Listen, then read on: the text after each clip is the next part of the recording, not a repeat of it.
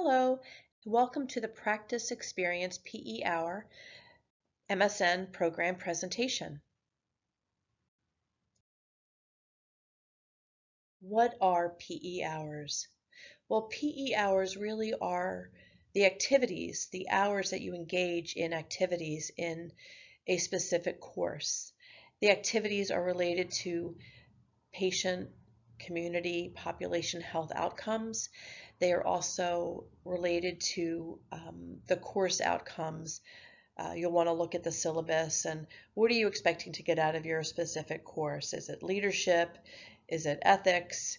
So you're going to want to look at the programmatic outcomes, the course outcomes. And the practicum experience really helps you to apply what you're learning in the course room in actual professional nursing practice. So the 400 hours are required in the MSN program, and this number, 400 hours, was chosen because they are the national benchmark for accreditation. So post-university graduate, MSN graduates have earned 400 hours.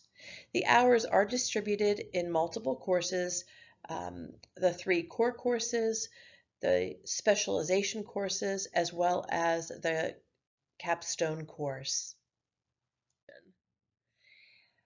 Check out the Quick Start Guide in your Moodle course room. The Quick Start Guide, MSN Quick Start Guide, is listed under required, required PE document folder. So here you will find activities that you might be able to choose from. These are suggested activities. They are not mandated activities. However, this will give you a good head start as you start to prepare and plan what you're going to be doing for each course. So I'm not going to read each one of them, but I want to make sure that if something like if you're attending a leadership class and you're working on a leadership class, that you're going to want to attend a conference if that opportunity arises and look at some of those leadership pieces of the conference. Are they talking about principles? You're going to want to look at the course objectives and use the objective as a guide to help you focus on your practicum experiences. Observing and attending a meeting, again, that's going to be related to your course objectives. And you might you might observe or attend a meeting in all your courses, but the focus is going to be different because the course outcomes vary from course to course. Think about even some other opportunities that may arise. Talk with your nurse manager or your preceptor. Find out what the strategic goals are in your place of employment. What is their vision, mission, values, and you might even be able to find some PE hours based on some of those activities that consider the intranet at your place of employment. So here's just some ideas.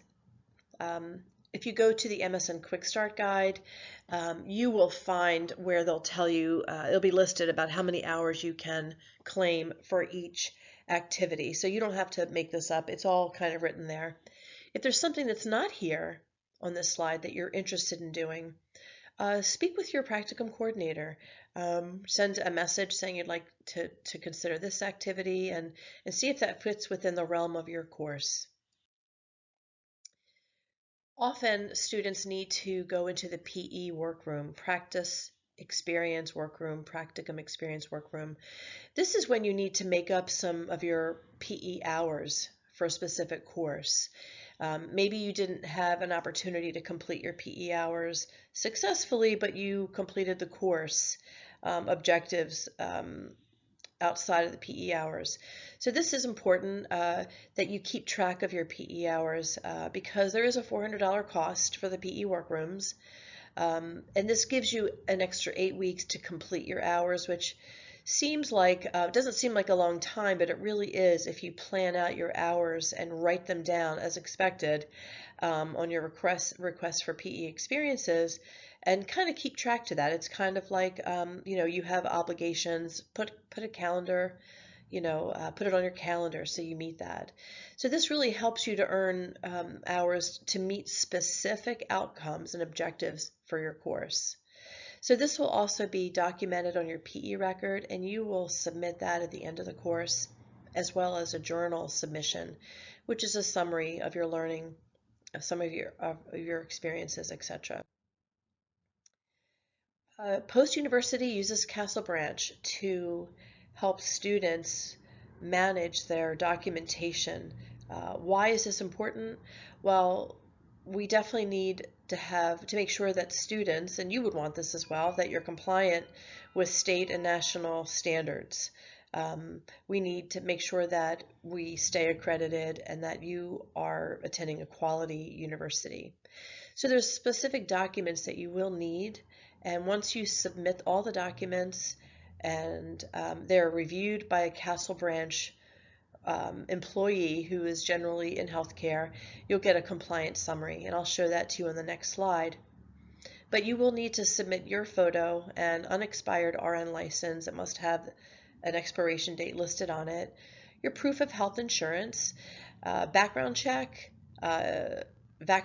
immunization, vaccination declination forms, if that's what you decide to do, and that you have completed OSHA and HIPAA training, as well as an unexpired CPR certification.